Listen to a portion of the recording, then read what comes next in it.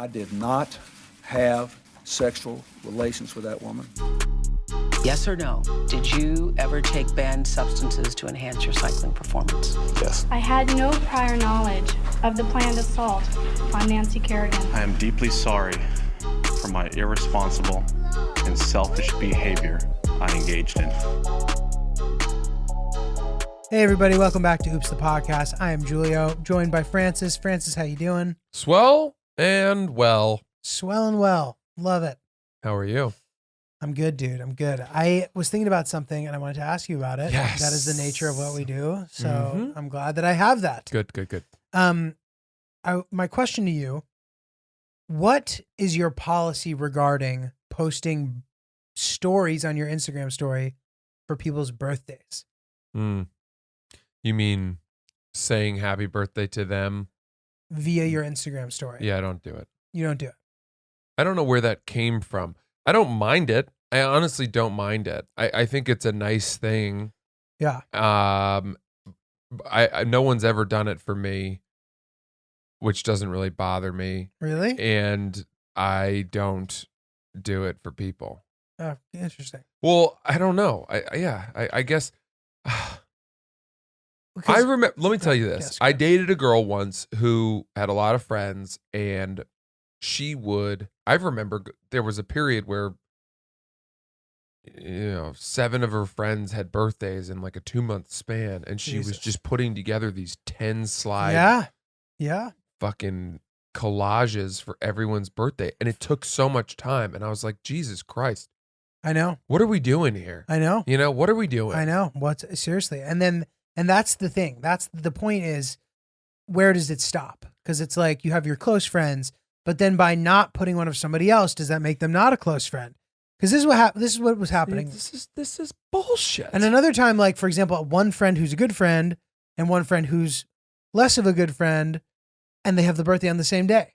So then I don't post for the friend who I normally would have posted for because I'm afraid that less good friend would get offended. Yeah, dude. So I came up with this year, and tell me what you think about this. I thought this was a good solution to the problem. I was like, I'm only going to do that if I'm with the person on their birthday. Huh. I'll take a picture of them. I'll take a picture with them. Happy birthday. I'm with you. That is a great idea, and it feels way more normal than the weird, psychotic thing you just described. Or the 7-page collage. Yeah, all of that. Yeah. Why are we building shrines to each other on social media? Call your fucking friend. Call your friend. Yeah. And wish him or her happy birthday. It's the best way to do it. Dude, totally. So, but this is what happened. So I was going to put that into effect. So I went to my friend's birthday dinner and I go to take a picture and he goes, dude, can you not post that? I will feel bad that I didn't invite people. So then, then there was no birthday post. All of this. I know. It's unnecessarily stressful. I do not live in those margins. And I am so grateful for it. Yeah. People I like know that I like them. People I don't like know that I don't like them, and they don't like me back. And there's no expectation or uncertainty. My friends and my enemies are defined. Are they though? I feel like there's definitely people who think that you like them who you don't like. Maybe, but they certainly wouldn't be expecting a birthday post from me. Right. It's not that close. There's nobody who has it that wrong. I mean, dude, like, I have, not to fucking humble brag, I have a lot of friends, a lot of people who I care a lot about. And it's too much to be posting a birthday thing every day. You broke the seal. That's your problem. The second you do it for the first time, then everyone expects the Giulio treatment. Yes. So here's the other question now. When somebody posts happy birthday to you and tags you, are you supposed to repost it? I don't understand that either. I don't understand that either. Because they went out of their way to tag you in a thing. Yeah, but it's like, I don't understand that, and I also don't understand. I don't understand it when people, comedians or whomever, someone posts a story saying, boy, so-and-so killed it tonight with a picture of them on stage, and then that comedian reposts it to their own story. Why don't you see the value in that?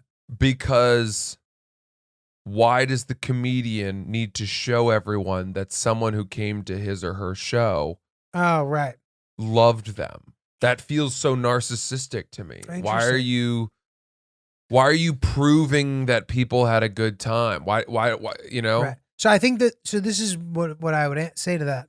There's two different ways about that. If you're with another comic and they post a picture of you up there, cool. There's a picture of you up there and that's cool. Repost it. Really? I wouldn't do that either. It depends. But if, for example, if I'm at a show and a bunch of people came, blah, blah, blah, awesome, and people start tagging me, I will repost some of them as an appreciation, as an acknowledgement. Yeah, and that is the answer. I just don't really know how we got there. I don't know how we got to this place when someone tags you in an Instagram story, you're supposed to repost it to show your appreciation. Why not just DM them back, which is what I do. Like, nice. Thanks so much. That's what I do. I just DM them.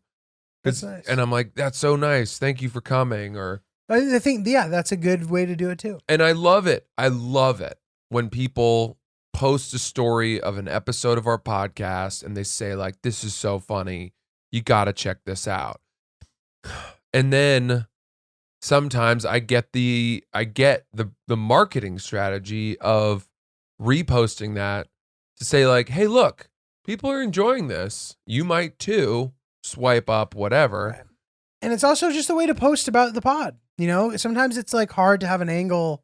It's just like a different way to post about the pod. Right. But if somebody's like, I loved this, whatever, and it's something nice, I have no problem with reposting. Yeah, I don't have a problem with that. I just, sometimes I'll go through a comedian's story. Right. And it's like, and it'll 50 be of them. 50 of them. Yeah. And you're like, what the fuck, it's dude? Too much. We It's get too it. much. People think you're funny.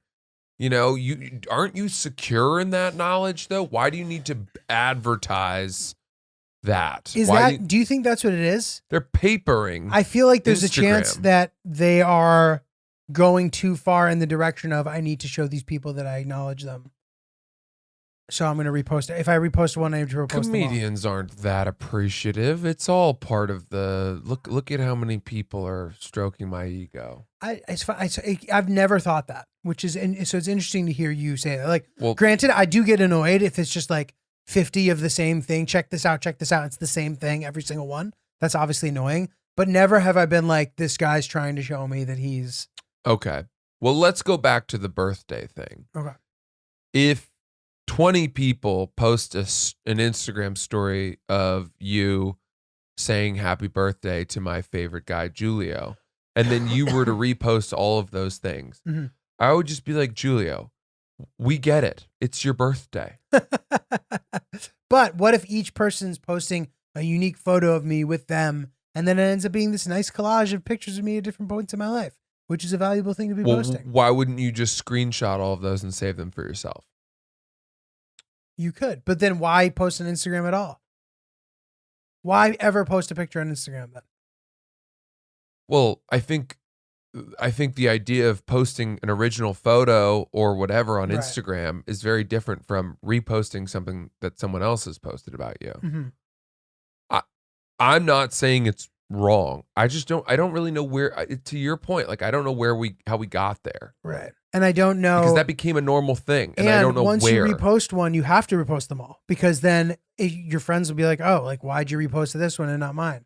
So I think you have to go all or nothing. I'd be very curious to hear from somebody who posted a happy birthday Instagram story and then the birthday girl or boy reposted it, and whether the first poster felt validated or appreciative that the birthday girl or boy had reposted their wish. I would be very curious. Right. Yeah. Does that mean something? So yeah. Any birthday posting POVs would be interesting to hear what you guys think about it. If you think anything that you think is that we haven't covered. My birthday's coming up. I know. Are you excited? No, but don't do it. Don't post anything of me. I don't want that. I don't get it. I don't really get it. What, dude? What do you mean you don't get it? Someone they're your friend and they're like, it's Francis's birthday, I'm gonna throw up a pic of him. That's not that hard of a thing to understand. But no, for some reason it doesn't happen. Really? It's never happened with me. So like you said, maybe you're just like People know I'm out. your lane just doesn't do that. Am I That's great. an asshole? I know I'm an asshole. You're just taking the fun out of stuff right now. Wait, hold on a second. Like it's your birthday. Like you don't. I don't fucking like my birthday. But You know, what that's I what want, it's sounding like. what I want for in lieu of that is for old friends to, text me a picture of us, a memory, and then Nice. we'll laugh about it, or call me. Yeah. Is that old fashioned? No, I think that's great. I think you should. That's what you should do. If your intention is to reconnect with me over this birthday wish, I'm thrilled, and I would like that very much. But you don't need to. I guarantee you that a lot of the people who might post a photo of me on their Instagram, their followers have no idea who the fuck I am. So it makes no sense. Right. Why? It's just a dedication. Just a shout out to their boy. Yeah, I'm get it, baffled by it as a phenomenon. This comes out the day before your birthday, by the way. That's Wow. awesome. Oh, that's awesome. Dude, that's great. I'll be very balls in your court, That's guys. actually great. So, yeah. I'm glad, and now we're gonna get a slew of people fucking posting to troll me. I feel like, and I appreciate that. I understand your grievance with the idea of social media expectations as stressful, right? Is that your point? The point is, no, all of it is so nuts. What Dude, does that mean? Think about birthdays in 1950. You'd have your friends over for a cookout, couple of beers. Because that was the only way to do it. Talk. That was the only way to do it. And that is so fun. But dude, is it though? Like, buddy, you came over for we had a good time. Saturday afternoon. You're gonna tell me that wasn't fun? That was fantastic. But that I'm just was saying, so fun. I'm saying and we should talk about that. But there's nothing.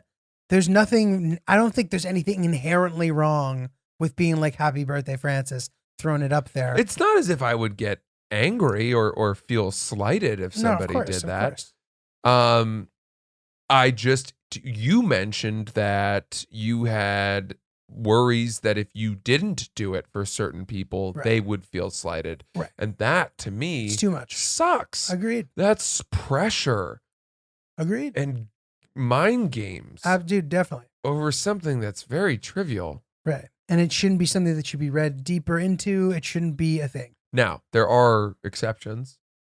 Boyfriend, girlfriend, husband, wife. Oh. Parents, family. So do you post those things for On my girlfriend's birthday, I think I would post I'd post something for her. Yeah, I would too. Yeah. I post a story. Yeah. Something honoring her. Yeah. I hate to say this, but if my parents were ever to pass away, I would probably post something memorial. about them. Yeah. That's very nice. Or maybe on a big birthday. I don't know. Right. It's very nice. But just, hey, everybody, this is my buddy Max. It's his 33rd birthday today. Happy birthday, Max. My followers can be like, who the fuck is Max? Why do we need to see Max? They don't know who, and granted, I'm a comedy account. I make videos about parking, podcast clips, and stand up, and then the occasional, fake email exchange that I write or something. That's the other thing too, though. It's like people like to see camaraderie within the industry.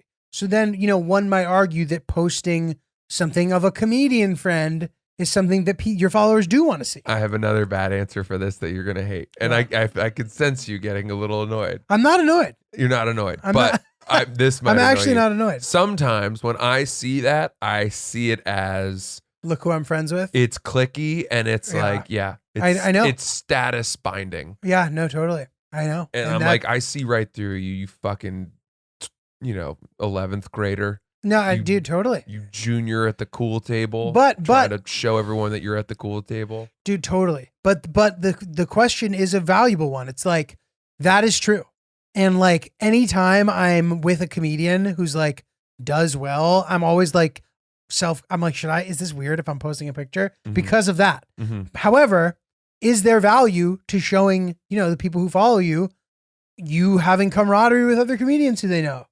You know what I mean? Like, Yeah. So I'm being a bit of a hypocrite here, because I posted that exchange, the long sort of Twitter thread I did about giving the guy a pair of pants, the homeless man, and then I ended up finding him hooking up with my wife or something like that. Remember that? Yes, it was great. So I posted that, and Andrew Schultz posted it to his story. Yeah. And then I reposted Andrew Schultz's post of my post. Why? What's wrong with that? I did it because Andrew Schultz has 1.2 million followers, and I wanted to let everyone know, look at this monster celebrity comedian who validated my work. And what's wrong with that? That's great. That's fun, and you should be proud of that. But if Andrew Schultz only had 30,000 followers and wasn't a big deal, I don't know that I would have reposted it. And that's okay. That's fine. Dude, there's nothing wrong with that. That's an exciting thing. If fucking somebody with a big account doesn't make,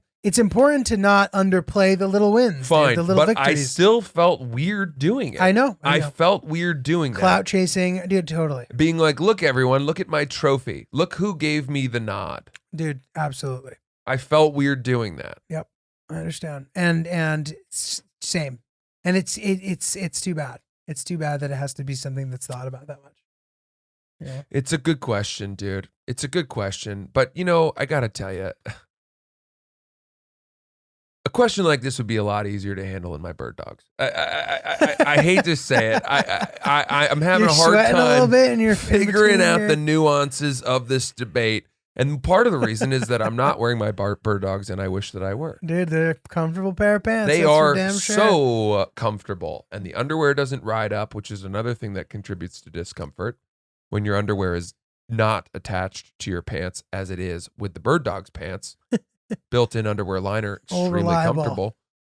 99% of the time when we record, I am wearing bird dog's pants. Yeah, I wear them all the time too, dude. They're fantastic. They are unbelievable. It's a quality pair of pants. But it's funny, we have changed up our promo code now. We have. So you guys thought you knew where this was going. Yep. However, it is not going where you thought. You probably thought you might receive a pair of nunchucks with your first order, but that's no longer the case. That's no longer happening. No longer the case.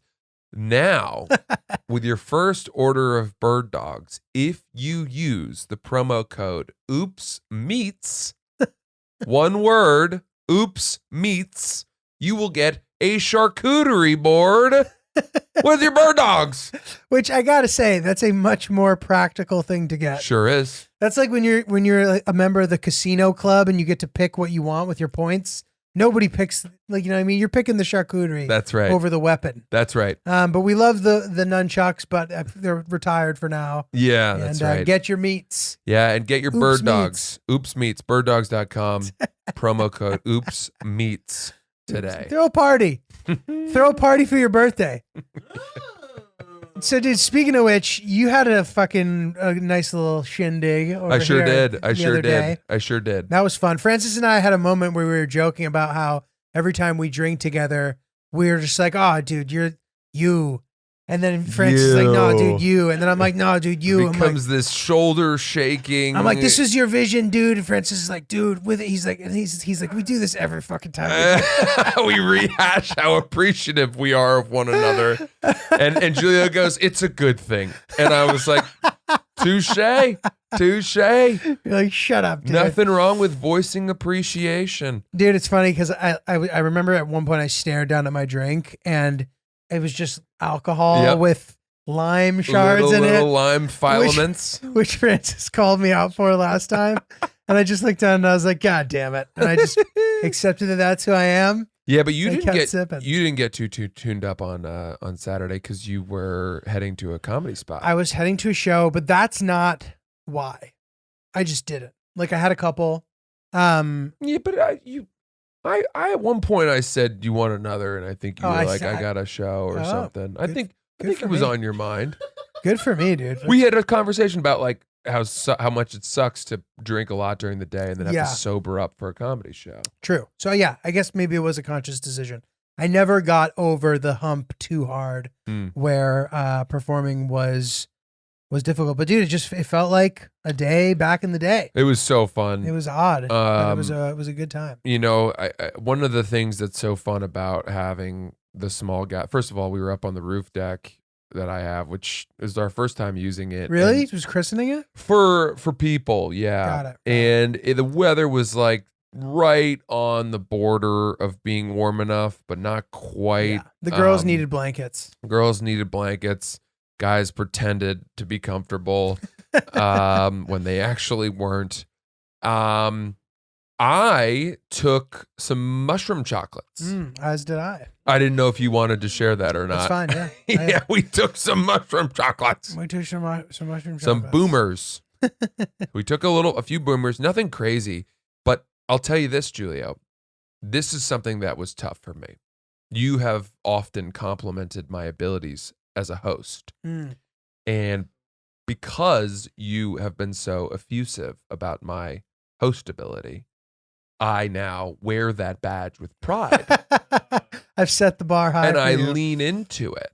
And I took these mushrooms, but that didn't relieve me of my hosting duties. And I gotta tell you, I didn't get to enjoy the mushrooms as much because I was so focused on making sure that people had full drinks, felt welcome, food. I was grilling. Yeah. It's tough to like. Francis also, like, I don't know what the word is. You squeezed literally 100 limes. Yeah.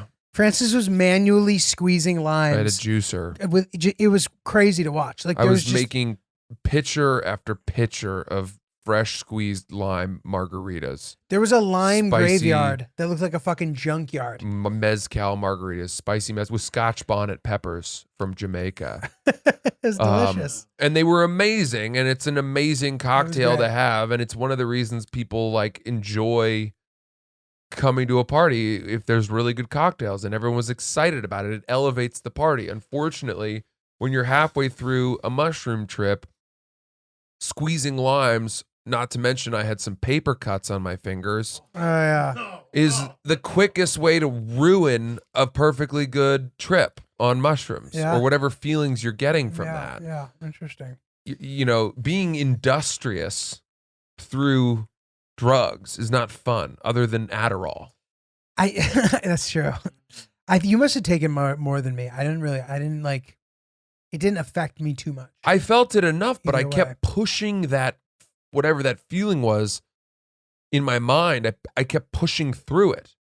Sort of like if you're driving and you're feeling a little tired and you shake your head and you're like, I got this. And you grip the steering wheel with both hands. Or if you're like trying to write a paper high. Yeah, it was like I was Okay, trying to I can do that. wrestle Yeah, my inebriation out of my brain. I was struggling with it. And it That's sucks. interesting. Like, because I wanted to be fucked up.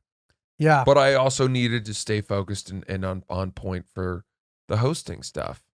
Dude, yeah, you always seem like you're in a really good mind space when you have people over and everybody's drinking. You seem like you're very happy. It does make me very happy, but I got to tell you something. You know what I learned? It troubles some of the guests. What does? To see how hard I'm working. Oh, interesting. Because they're like, dude, what That's are you fair. doing? Like, why are you squeezing more limes? This is making me tense. Right. Come enjoy the party. And I'm like, no, because you know, 3 more girls asked if there were any margaritas left, and I want to make them for them. And it never ends. Yeah. Nobody ever is like, I think we've had enough margaritas. Let's switch to Bartender Francis. sparkling seltzers. Totally, dude. Nobody ever says that. Yeah, totally. And I don't. The other thing I would say, Giulio, is that when you elevate your standards of hosting, throwing parties becomes very expensive. Yeah, I'm sure. And people come to a party with a 6-pack of beer or a bottle of Chardonnay, and they donate that. And that's really nice. You brought a lot of stuff. I didn't bring that much. You went above and beyond. I brought 2 bottles of wine. 2 bottles of wine. And a couple of those seltzers that we got. And the chocolate mushrooms. Oh, and I brought chocolate mushrooms too. You brought a panoply of gifts. But dude, I think part of the reason for that is that I know what, like, I know this. You're like an ancillary host. No, I'm not. You're the backup host. No, but I know how hard you work. Like, you are giving off that it's not that hard, whereas I maybe know a little bit more how difficult it is. You're the Sue host. You I just feel know ownership over it because you're helping me. And that's so nice. I appreciate that. Anyone who comes in, by the way, to a party that's being hosted by your friend, and that if that person helps intensely with the cleanup or brings extra things, like things that are really important, like ice, cups, things that people always run out of, and doesn't just bring the token bottle. Here's your bottle of wine. Like, all right, I'm going upstairs to guzzle all of your stuff. Those people are really appreciated by the host. Right. Because we had people over for like 9 hours, and of course we ran out of all the booze that people had brought and all of the booze that we had. So then we're dipping into our like private liquor supplies and our private beer supplies, which we have no problem doing. But there were people. I mean, it turned into like a fucking. People were like hoarding our apartment. just running through wine fridges and that's fine. We're never going to stop that. But, I would say that little gathering on Saturday probably ran us both like $300 each. Yeah, it's crazy. And then you're like, well, we can't do this that often. Right. So this is the other thing too. Almost by being too good of a host too, like you said. So for example, say I bring, wine and I have every intention of drinking wine when I come, right? I think like it's good to like plan to drink the thing you bring. You know what I mean? It's like weird to like bring something that's like shitty and then like go for the other stuff. But like I get there and if you're making fucking mezcal margaritas, I'm drinking mezcal margaritas. Yeah, but your wine has more than paid for your mezcal margaritas. Your gifts to the party, you came in with a surplus. Well, that's good to know. You put us in the black with your gifts. You paid for your seat and then that of another, at least. Does that make sense? The idea makes sense. I don't know if you're just saying that to be nice. No, but. I first of all, I wouldn't be shaming you on the podcast. I'm not talking. You are not in this category. And frankly, I don't expect everybody to come in. Like here's guns blazing. Yeah, right. of course not. And it also depends. Like somebody who's been over more often, there's like different expectations. Like a new person, there's like less expectation. Exactly. You kind of get a freebie. Yeah, if I'm going to a stranger's party, I'm not bringing that person I've never met.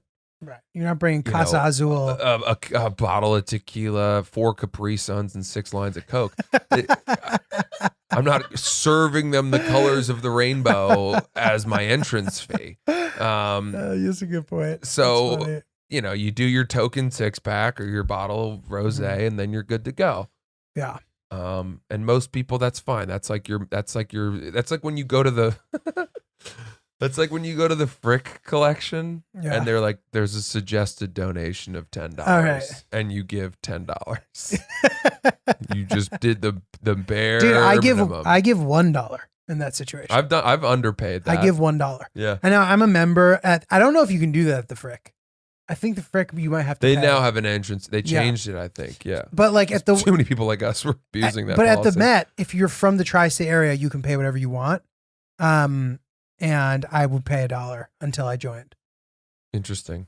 The party progressed in a way that a party progresses. It started during the day, went into the evening, and this is before daylight savings kicked in too. So it was like the perfect progression. We're out on the roof, we're eating, and then it turns out into us inside playing games at the table. Mm-hmm. And that's an interesting moment for a new person to be brought into the group, especially a person who's been partying on their own all day. Mm-hmm. And it added a very funny and interesting element that definitely made people a little uncomfortable. Totally. And I felt bad for the person who brought them because I felt like he got kind of aired out a little bit and potentially embarrassed a little. I left before it apparently got. Dude, this was wild. So it's like you said, right? Everyone has been partying all day and there's a cohesion that forms. There's a rapport. Where everyone's within the same realm of drinking, right? Because nobody's just like standing by a keg, funneling. There's Right, nobody right. outpacing each other. So We were classy we're all rising. We're all, a rising tide floats all boats. as a unit, dude. Yeah. And Fucking roll we're tide. all on the same page. A couple people filed off and had to go do other things. You left to go do your show. Hillary left with you. But everyone else was on board to go inside. And there was a single-mindedness to it of like, okay, let's move into this phase of the party. Is anyone hungry? Blah, blah, blah. We go inside, we're playing games, and out of nowhere, a friend of mine, his girlfriend arrived. And none of us knew her. Right. None of us knew And her. and from what I understood, they've been sort of on and off, and maybe they haven't been together that long anyway, type of thing. They've been together a while, but but on and off. they've situation. had some rocky recent days. And she was fucked up. Like she was. Yes. Yeah. Well, apparently she had woken up and taken acid in the morning. Right. And we didn't know that until he told the whole party with her right there. And she seemed really drunk too. Like, I don't know if she had taken acid in the morning, given the time that it was, whatever. It obviously affected. I don't know what was wrong with her. But as I said, there was a real team spirit to the party at this point. Yes. And she came in and sat down in the middle and declared herself and started telling stories to everybody. Long, kind of like incoherent, long, rambling, slurring. She had been crying, sobbing. She had taken an Uber a very, very long distance. 75 minutes from Connecticut. From a different party, and that party, and she's, by the way, she's telling all of us this. We've never met her before. No, like, hey, how are you? Where do you work? How long have you two known each other? When did you meet? No formalities, just this is my life and here's today. And talking about the guy who she had been with while they were on a break. He didn't know. She's filling him on. We watched. Dude, we watched oh my a God. buddy of mine learn that his girlfriend had been like seeing other people in real time. We witnessed this. Yes. And granted, the timeline, she apparently was before they got back together, whatever. Yeah. But still, that's like a dagger to the heart. Dude, I'm telling you, And he seems like a great dude. I got up and had to go sit in the living room in a chair facing the other direction because I was so uncomfortable. Oh my God. And dude. you know me. I left. I mean, I heard all the things that we've talked about and then left. And then I actually texted Francis later in the night about it. And I felt remorseful about sending that text. I was like, I'm being gossipy. Like I shouldn't have sent that text. Dude. I was in my head about it. It's so when all anyone was talking when about. you responded being like, it got much worse, I was very relieved. Well, the thing, look, and the thing was, you and I talked before the episode about whether or not we should even talk about this. Right. And the reality is, they made no effort to be discreet themselves. Mm-hmm. And I'm not sharing their names, so I feel like it's perfectly fine. And listen, he's awesome. And he really seems like a really cool dude. I don't really know her, so I'm going to give her the benefit of the doubt and just think maybe she was really fucked up that day. Everybody has an off day. Totally. But the display that they put on was a social display I have never seen in my entire fucking life. It was a spectacle. Dude. It was, and everybody around the table, there were still like 10 people there, was just leaned in to witness. Everyone gave up on trying to play the game. Really? People gave up on trying to have conversations amongst themselves. There was one performer, and she had the floor. And we all just were, at some point, I think certain people were like, and spurring her on, being like, and then what happened? I know. I already know exactly who was doing that. And then what happened? He said that? And my buddy, to his credit, is very thick-skinned and almost like indifferent in many ways. Lets just things roll off his back. And he was not really apologizing for her, but it was like astonishing the things that she was saying. Astonishing. Was there a moment where he seemed uncomfortable? There should have been. right. There would. Let's put it this way: they stayed for at least 2 to 3 hours after she arrived. Had it been me in my relationship in that same situation, I would have pulled the ripcord Immediately and made us leave instantly. To be honest, dude, what I probably he weathered it for 3 hours. And I don't know. I might have been so upset about finding out new shit that I wouldn't have done this. But I like to think that I would have put her in the hallway, come back into the party, apologize to everyone, and then left. That's what I. And I'm not saying that's what he should do, but I just know that that's what I would do because I would have felt uncomfortable. Dude, I'm telling you, it was. I'm still reeling from it. Like my girlfriend and I talked about it the whole day. Really? We were calling people who had been at the party and just like rehashing. Dude, how fun is that? How fun is the recap? It is fun. It's fucking great. It's especially fun. like a wedding weekend where all your friends are there recapping. We had a recap party one time for a wedding. So good. And it was so fun. So good. And just talked about fucking crazy shit from the wedding. The best. Rehashing stories that you've told before. You know, reliving the weekend. It's amazing. The other thing that she was doing, I hope that this is interesting for our audience because we're trying to respect their privacy while at the same time giving you enough details to make it scintillating. However, fine line. The other thing that she was doing, I should add, they had broken up a month before, right? Yes. And had not seen each other for a month. And then the first time that they'd seen each other in a month was the night before that party. Oh, okay. So they had just. Oh man, they probably had wild reconnect. Well, they had awesome sex. Yeah, but they had I'm sure they had so much to work out. Totally, and they hadn't done it yet. They just had So they were kind of like working their shit out on drugs in front of us in real time, and she was like, here's an example. We were talking about type A personalities, and my girlfriend was like, yeah, I'm a type A personality. I'm very clean and all tidy and organized. And my buddy, whose girlfriend arrived, was like, that's what that means? I never really knew what type A meant. And his girlfriend goes, well, you're type D for dumbass. Oh my God. No joke about it. Just a straight up like arrow through his fucking skull. Guy. Dude, he's such a good guy too. He's like, this guy's one of those guys who, and he's your boy, but this is from my first impression. Yeah. He's just like, seems very comfortable in his own skin. He really is. He could sit there in silence. He's like one of those people who like, he's almost so comfortable that it makes you uncomfortable that you're not as comfortable with yourself as he is. Yeah, but he doesn't experience discomfort. He's missing a gene. Right.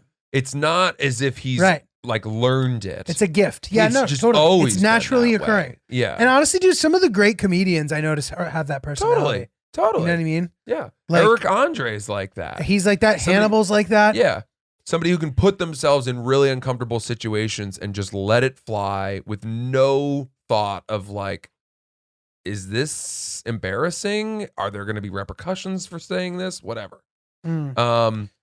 The other thing, the other really funny moment was at one point here's how obvious it was. At some point, one of the guys, there were two other guys there that knew my buddy and were good friends with him and also knew the girlfriend and had sort of seen this unfold before. And they weren't afraid to call it out whatsoever. They were calling it out the whole time. The whole time. That was crazy to me too. I was impressed with that. Yeah. And they were like, at some point there was a lull in the conversation. It might have followed something from she had said. And one of them was like, well, why don't we just call out the elephant in the room? And the other one went, you mean the 30 elephants in the room? And people kind of giggled nervously. And then my buddy, the guy with the girlfriend, goes, I get it, guys. The elephant in the room. I have a huge zit on my forehead. And he did. Did he mean it? He had a huge zit on his forehead. Did he actually think that's what I think he was kind of like deflecting. What a really funny way to do that. It was so funny, dude. Dude, that's great. That is fucking hilarious. Oh my God. Hey, listen, if they end up hearing this, credit to them I hope they worked it out. I hope so too. You know, we had no problem with it at all. It was a wild thing. So entertaining. It was and wild. And it was wild, dude. It was really fucking wild. Yeah. Yeah. Crazy. I'm still, yeah. I know. Still processing. Giulio, summer is right around the corner. It is, dude. And I got to say, you're looking pretty fucking fresh in your Pit Viper shades. You look, me? Do I look cool? You look fucking great, I dude. feel cool right now. Yeah, you would, you bastard. We are big fans of the Pit Viper sunglasses. We're going to be wearing these all summer on the beach, for water landings, for holding down the fort. Dude, yeah, the list of activities that these are recommended for on the side of the box are pretty awesome and pretty funny, because it's like motorboating, kneeboarding, break shark dancing, wrestling, but then punch dancing or windstorms. I mean, seesawing. The point is, these are full coverage, man. You're not getting sand or water or sweat into your eyeballs as long as you're wearing your Pit Vipers. And they're also dope. Like, I just feel like this is some shit Kanye would wear, dude. To be honest, you know what I mean? It feels like your coolest fashion forward sort of like music idol or person you look up to would wear some shit like this. They're fun. Wearing these is fun. I feel ready to go full turbo right now. Yeah. Like, I feel like I need to take just a little sprinkle of psychedelics, so I'm feeling nice and confident, and then go out and be like, what's up, world? Heck yeah. It's your boy. Heck yeah. They're polarized. They're awesome. They're really cool. Go to pitviper.biz/oops and you will get 10% off your order. Go to pitviper.biz/oops today. Well, dude, I got another thing to bring up to you if we're done with that, if you don't have any other thoughts. That's it for me. Okay. So I had given you guys an update that I was going to the dentist a couple weeks ago. And I have a confession to make. Okay. That was the second time that I've been to the dentist in 15 years. Oh, Giulio. 15 years. What is that about? So I'll tell you what, 4 years ago I went. So I'd gone about 10 or 11 years without going. And I went and didn't have cavities. And I had I was so cocky. Yeah. I was like, fuck all of you. Like, you don't know shit. Fuck you all. Fuck you, whatever. I've never had a cavity, right? I go in a couple weeks ago, I had 3 cavities. Have you ever had a cavity? Maybe when I was younger. Right, everybody says that. Nobody as an adult has them. My friend fucking Brent, who we've talked about before, he goes, that's so third world. So third world. He goes, you got cavities? What are you doing? What are you doing? So I'm like, fuck, I have cavities. So dude, I hate, like, cavities suck ass. People are like, oh, they don't even hurt. It hurts. So what happens? I don't even remember that. Dude, I don't know what the technology is like now. Dude, you go in there, they give you 4 needles in your fucking gums. Yeah. And then you hear, and they start drilling your teeth. Ew. And dude, like, at one point she's doing it and she starts going, God, these things are awful. When are we going to replace these? These things are awful. I'm like, God damn it. Are you serious? I'm using old farm equipment. So dude, I'm like, what? So, and my insurance, I think the way it works, or I don't know if it's just because of insurance, I can't do them all at the same time. So I've had to go twice. I'm terrified of cleanings. I was so depressed going to get my cavity dealt with. It was like crazy. I tried to get Hillary to come with me and then realized that was insane. So I went, I go in there, they do it, they drill it.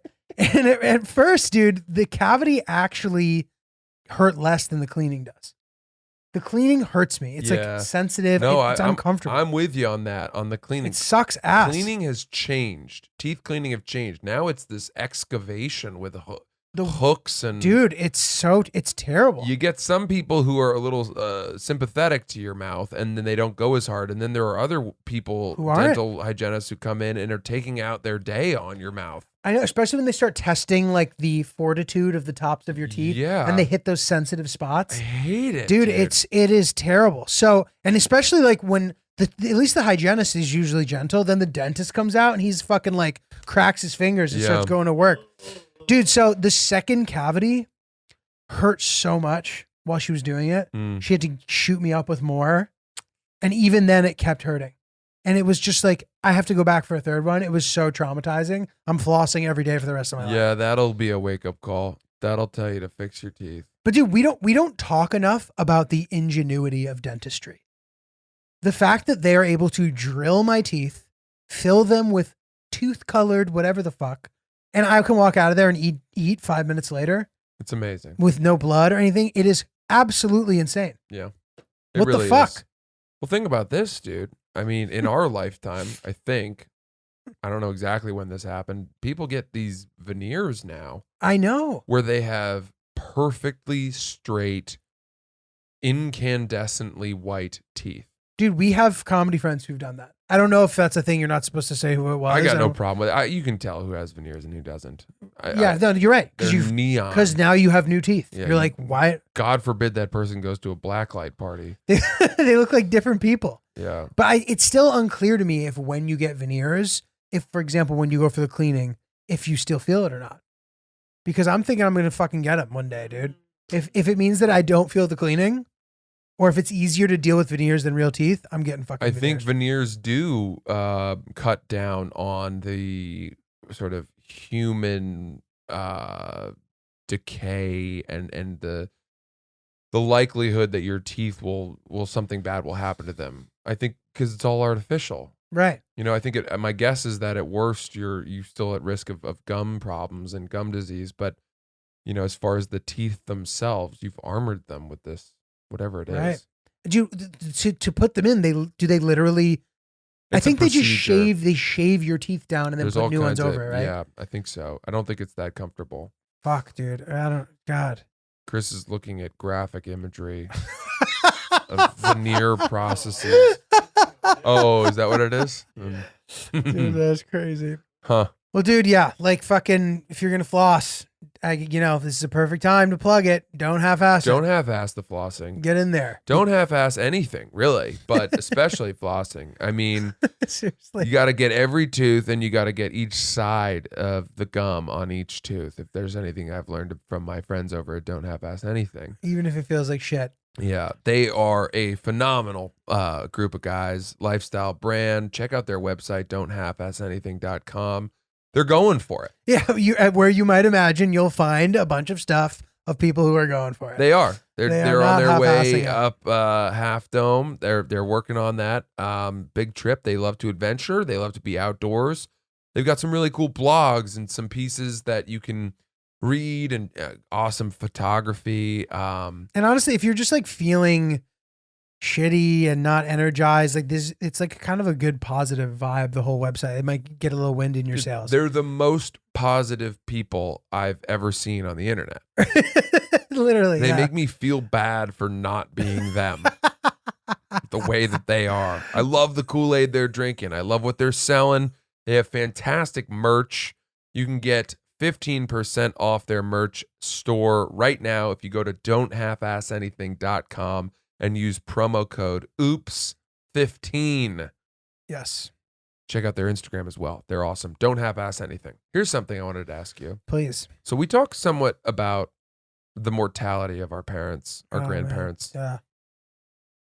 Yeah. I'm at a point now where my parents still leave me voicemails. Mm-hmm. And I don't want to delete them. Have I talked about this before? No. I don't want to delete my parents' voicemails. A lot of the time I don't listen to them because I immediately just call them right back because it's 2021.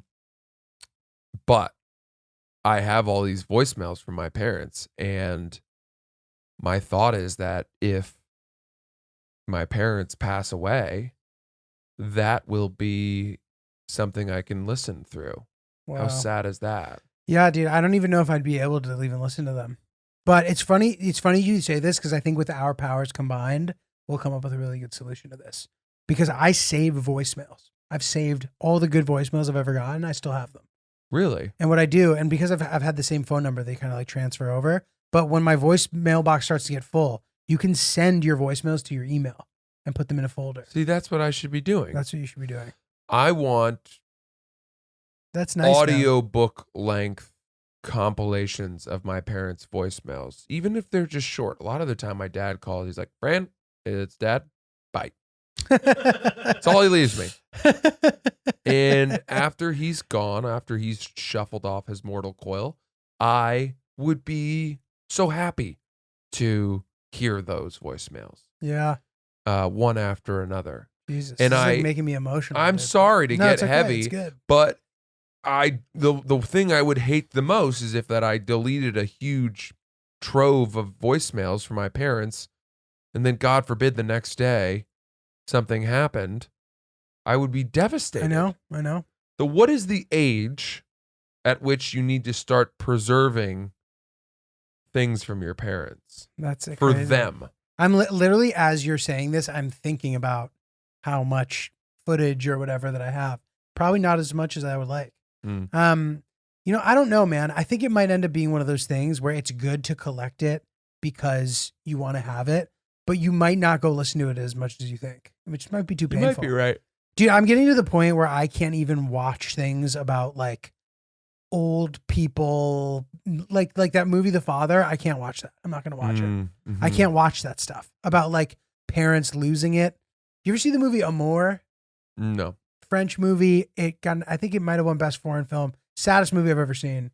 It's about aging and whatever. Yeah. But dude, I can't watch things that are about that subject. No. It really, because fucking life doesn't Yeah. last forever, unfortunately. Too close to home. Yeah. But you know what's so fucked up, dude? On the flip side of that, even knowing this, even having the awareness that my parents are not permanent fixtures in my life, it doesn't prevent me from having arguments and fights with them.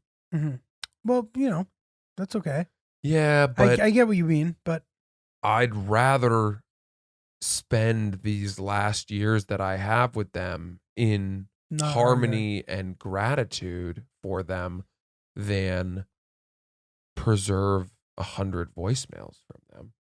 Mm-hmm. And yet I have the awareness to preserve the voicemails and not the patience to not fight, to quell my anger or frustration.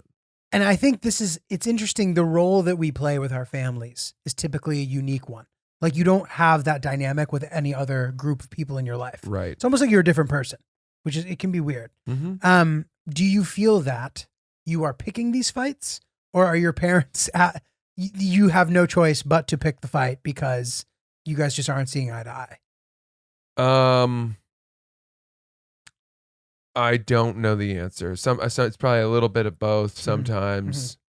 Because, dude, I mean, you can't just not fight. If there's supposed to be a fight, you got to fight. It's family. It's all right. Yeah, fine. But I'm 31 years old. I've spent 31 years of my life being my parents' son, and with that comes such familiarity with all the foibles and hot trigger topics and the things that have been that annoy me now from my parents have been annoying me for a long time. Right. Do you know what I mean? Of course. So it's in some ways I shouldn't rise to it because I'm accustomed to it. It's not as if they're surprising me with their whatever it is, but at the same time, through sheer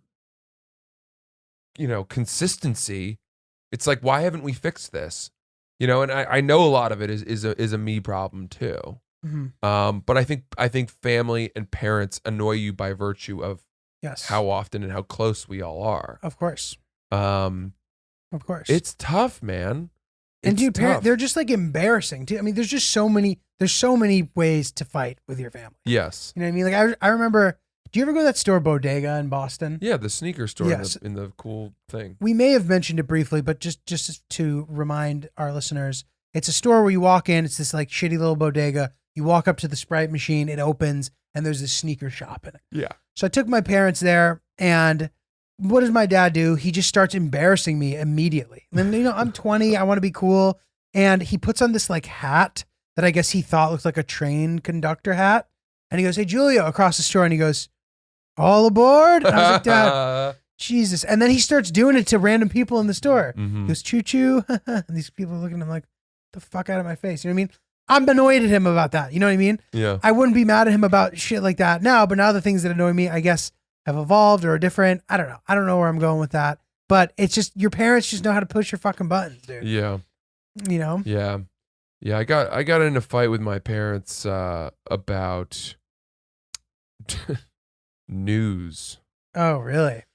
Yeah, my parents are very liberal, and I had voiced something about how I thought that the New York Times, recently was, at least during the later years of the Trump administration, it's not even worth getting You're into. not, dude. You're not the only person that has said this to me. I said something like, I think they are a little bit, at the very least, they're aware that by focusing on him, they are selling more papers. Mm-hmm. And I even think that they've admitted that. Leaning into the sort of sensationalizing of the whole thing. And my mom, who is on, a board for Maine Public Radio, and has been a firm believer in the power of journalism and media for her entire life, and all of this, huge advocate of free speech and news coverage, was furious instantly with me for suggesting that the New York Times, which, the gold standard in Western journalism, would somehow be slanted in their coverage of the presidency. And it was the first time that we had an argument where, it had nothing to do with like family shit. Right. That all of a sudden I was at odds with her over an adult topic. And maybe it wasn't the first time, but it stood out to me as like, wow, I disagree over something where I feel that I deserve an opinion on this. Right. And I'm surprised that she's as mad as she is. Right. And it likely made you appreciate how difficult it must be to sort of be at odds with your family about that stuff in general. Yeah. And I have friends who sort of who deal with that, where Mm-hmm. they're just not aligned with their families politically or with values or blah, blah, blah, whatever. And I watch them struggle with it, and it makes me feel good. It makes me feel lucky that I tend to agree with my family, at least. And it sounds like you typically do too. But dude, that's an interesting thing. That's a debate that I've heard amongst liberal circles, people being like, all right, the New York Times is supposed to be this kind of like infallible institution of journalism, and they're getting affected by the Times a bit, maybe. Yeah, I don't know. Whatever. I don't know, man. It's I gotta say, I don't give a shit about news right now. The moment that Biden was sworn in, I checked out, and it feels like vacation. Right, dude. Those couple months were pretty stressful. I think everyone deserves a little time off from news. Go blow your boys. Yeah, go blow your boys. Boston Bob. We're going to hopefully get Bro updates job. for the next episode on that. We need that. Take us out, Giulio. Guys, thanks for listening. Oops the Podcast. Hit us up, Oops the Podcast on Instagram, oopspodcast@gmail.com. We love reading through your guys' emails.